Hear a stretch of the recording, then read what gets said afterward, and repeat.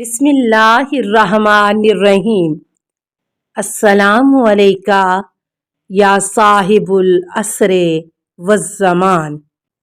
آخر میں اپنے والد مرحوم اور والدہ مرحومہ کے لیے دعا کرتے ہوئے فرماتے ہیں کہ اللہ تعالیٰ آل محمد کے صدقے میں ان کو اعلیٰ نیین میں جگہ عطا فرمائے اور میری عاقبت بخیر ہو، آمین یا رب العالمین۔ دعا گو موسیٰ بیگ نجفی، مدرس جامعۃ المنتظر لاہور۔ بسم اللہ الرحمن الرحیم۔ وصیت امام خمینی۔ امام خمینی قدس سرا کی وصیت عزاداری کے بارے میں۔ ہمیں سید الشہداء نے کس طرح سے ہم آہنگ کیا ہے، کیا ہم ان پر اظہار افسوس نہ کریں، کیا ہم ان پہ گریہ نہ کریں؟ یہ گریہ بر حسین ہمارا مطمع نظر ہے۔ خبردار ہم کہیں شیاطین کے دھوکے میں نہ آ جائیں، یہ ہم سے عزاداری کو چھیننا چاہتے ہیں، ان کے دھوکے میں نہ آؤ۔ علماء کا فریضہ ہے کہ امام حسین علیہ السلام کی مظلومیت کا پرچار کریں، باوقار طریقے سے جلوس نکالیں اور سینہ کو بھی کریں۔ کچھ جوان آ کر کہتے ہیں کہ اب رونے کا کیا فائدہ، اس قسم کے لوگ سراسر غلط کہتے ہیں۔ اگر ہم عمر بھر امام حسین علیہ السلام کے لیے گریہ کریں تو اس سے سید الشہداء کو کوئی فائدہ نہیں، لیکن اس میں ہمارا فائدہ اور ہماری نجات ضرور ہے۔ صحیفہ نور جلد 8 صفحہ 218۔ پیش لفظ۔ یہ کتاب کافی عرصہ قبل 1370 سال شمسی میں وسیع پیمانے پر شائع ہو چکی ہے، لیکن قارئین کی دلچسپی کی بنا پر یہ کتاب جلد ہی نایاب ہو گئی ہے۔ اب تھوڑی سی تجدید نظر کے بعد چوتھی اشاعت پیش خدمت ہے۔ باوجود مشکلات کے ائمہ معصومین کو جب بھی انہیں موقع ملا امام حسین علیہ السلام کے نام کو زبان پر لائے اور حسین کے نام کو زندہ رکھا، کیونکہ امام حسین علیہ السلام کے نام کو یاد رکھنا سرکش اور نافرمان لوگوں کے لیے خطرے کا باعث ہے۔ اس لیے ہم یاد حسین سے طاغوت کے خلاف انقلاب کا بیج مسلمانوں کے دل میں بونا چاہتے ہیں، اور عزاداری حسین علیہ السلام کو زندہ رکھنا ہر اہل ایمان پر لازم ہے۔ اس امر کا بھی خیال رکھنا چاہیے کہ ائمہ طاہرین علیہ السلام کی عزاداری کی سنت کی تجدید پر ہی اکتفا نہ کریں، بلکہ ان کے کردار، سیاسی افکار اور ان کے مبارزات کو بھی اپنا سر مشق قرار دیں۔ جیسا کہ امام حسین علیہ السلام نے فرمایا، خداوند تعالیٰ کے نزدیک وہ شخص زیادہ ناپسند ہے جو امام کی سنت کی پیروی کرے لیکن امام کے طریقے کی پیروی نہ کرے۔ ہم نے پہلے کہا تھا کہ ہمارے ائمہ طاہرین علیہ السلام کو جب بھی موقع ملا حضرت امام حسین علیہ السلام اور ان کے انصار کی یاد کی تجدید کرتے تھے۔ یہاں پر نمونے کے طور پر 2 واقعے بیان کرتا ہوں جو اس کتاب میں مذکور نہیں۔ نمبر 1، ایک دن امام سجاد علیہ السلام نے مدینہ کے بازار میں ایک شخص کو یہ کہتے ہوئے سنا، ارحمونی انا رجل غریب، مجھ پر رحم کرو کہ میں ایک غریب آدمی ہوں۔ امام سجاد علیہ السلام نے اس سے فرمایا کہ تم اس مقام پر مر جاؤ تو کیا تمہارا جنازہ دفن کے بغیر رہ جائے گا؟ اس نے تعجب سے کہا، اللہ اکبر، کس طرح میرا جنازہ دفن نہیں ہوگا جبکہ میں لوگوں کے سامنے مر رہا ہوں؟ اس وقت امام سجاد علیہ السلام اپنے بابا کے مصائب کو یاد کر کے مضطرب ہو گئے اور فرمایا، وَأَصْفَاهُ عَلَيْكَ يَا أَبَتَاهُ تُبْقَى ثَلَاثَةَ أَيَّامٍ بِلَا دَفْنٍ وَأَنْتَ ابن بنت رسول اللہ۔ ہائے افسوس اے بابا کہ آپ کا جنازہ 3 دن دفن کیے بغیر پڑا رہا، حالانکہ آپ نواسہ رسول خدا صلی اللہ علیہ وآلہ وسلم ہیں۔ نمبر 2، جس وقت منصور دوانکی کے حکم سے امام جعفر صادق علیہ السلام کے گھر کو آگ لگائی گئی تو اس کے بعد ایک دن شیعوں میں سے ایک شخص حضرت امام علیہ السلام کی خدمت میں حاضر ہوا۔ اس نے حضرت علیہ السلام کو دیکھا کہ بہت زیادہ غمگین ہیں اور آنکھوں سے آنسو جاری ہیں۔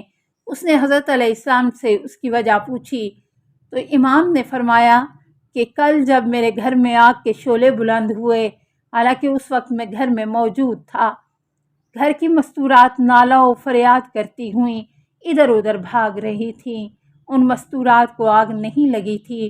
اس وقت مجھے اپنے جد امام حسین علیہ السلام کے اہل بیت یاد آ گئے کہ عاشورہ کے دن کس طرح انہوں نے مل کر خیموں پر حملہ کیا۔ اس وقت دشمن آواز دیتا تھا کہ باغیوں کے گھروں کو جلا دو۔ امید ہے کہ کتاب اس مقصد میں فائدہ مند ثابت ہوگی۔ حوزہ علمیہ کم محمد محمدی اشتہار دی۔ پیش گفتار۔ امام حسین علیہ السلام دنیا میں تشریف ہی اس لیے لائے کہ ہر دور اور ہر خطے میں ظلم و جور، غرور و تکبر اور استبداد و طاغوت کے خلاف فیصلہ کن احتجاج کریں اور ان کے مقابلے میں حقیقی جذبات کی آگ کو شعلہ در کر دیں۔ صرف یہیں تک نہیں بلکہ ابد تک خدا کی یاد اور پیغمبران الہی کے پاکیزہ نظام اور مکتب فکر کی شمع فروزہ کریں۔ لہٰذا یہ بات ہرگز درست نہیں کہ امام حسین علیہ السلام اسلامی قرن اول کی عبقری شخصیت ہیں، بلکہ حقیقت یہ ہے کہ آپ ہر دور اور ہر قرن و صدی میں اپنے عظیم مشن کے حوالے سے رہبر و رہنما کی حیثیت رکھتے ہیں، اور اس سے بھی بالا تر یہ کہ سالوں، مہینوں، ہفتوں، دنوں، گھنٹوں، دقیقوں اور لمحوں کے دوش پر آپ کا پرچم وجود بلند نظر آتا ہے، کیونکہ آپ اپنے مقدس ہدف کا نمونہ تھے۔ آپ کا ہدف اس کے سوا کچھ نہ تھا کہ تمام باطل خداؤں کی نفی اور ذات حق تعالیٰ کی خدائی کا اقرار اور آئین الہی کا مکمل اجر و نفاذ کیا جائے۔ بنابراین حق تو یہ ہے کہ امام حسین علیہ السلام ہرگز فراموش نہ ہوں اور ان کی یاد دین الہی و شریعت محمدیہ کے احیا کا سبب اور ظلم و باطل کے شعلوں کو ہمیشہ ہمیشہ کے لیے خاموش کر دینے کا مضبوط ذریعہ ثابت ہو۔ اس صورتحال میں نہایت ضروری بلکہ ایک اہم ترین مذہبی فریضہ ہے کہ آپ اور آپ کے باوفا ساتھیوں پر گزرنے والے مصائب و آلام کہ جو انہوں نے اسلام کی راہ میں جھیلے ان کا تذکرہ کیا جائے، اور کربلا اور کوفہ اور شام میں ہونے والے مظالم اور خون چکا واقعات کو یاد کیا جائے، تاکہ اہل اسلام کے پاکیزہ جذبات و احساسات کی آتش کو روشن کر کے ظلم و جبر اور ناانصافی کے مقابلے میں ذہنی و فکری اور عملی جدوجہد کا راستہ ہموار کیا جا سکے، اور دنیا کے انسانوں کو حسین اور اصحاب حسین علیہ السلام کے عظیم ترین مقاصد سے آشنا کرتے ہوئے دشمنان بشریت سے نبرد آزما ہونے کا عملی درس دیا جائے۔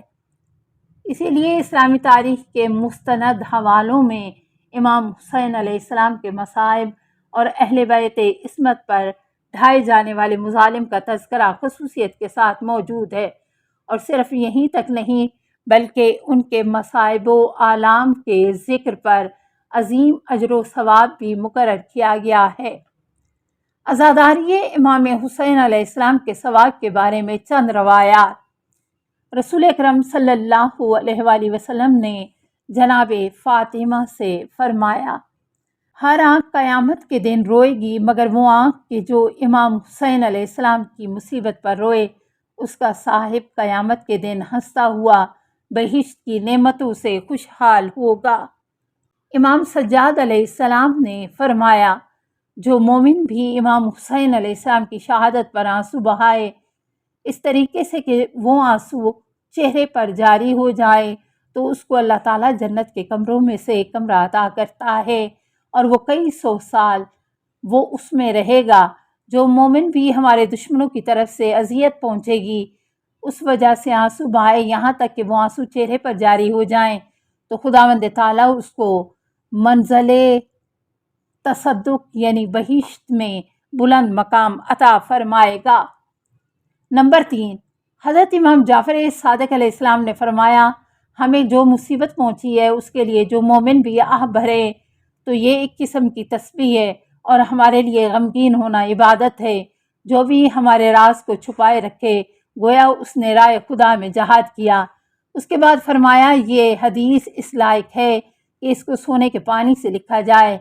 السلام علیکہ یا صاحب العصر والزمان، الامان الامان الامان من فتن الزمان، السلام علیکہ یا خلیفۃ الرحمن، السلام علیکہ یا امام الانس والجان، السلام علیکہ یا مظہر الایمان، السلام علیکہ یا شریک القرآن، السلام علیکہ یا قاطع البرہان، السلام علیکہ یا امام زماننا ھذا اجل اللہ فرجک وسہل اللہ مخرجک وظہورک، السلام علیکہ ورحمۃ اللہ۔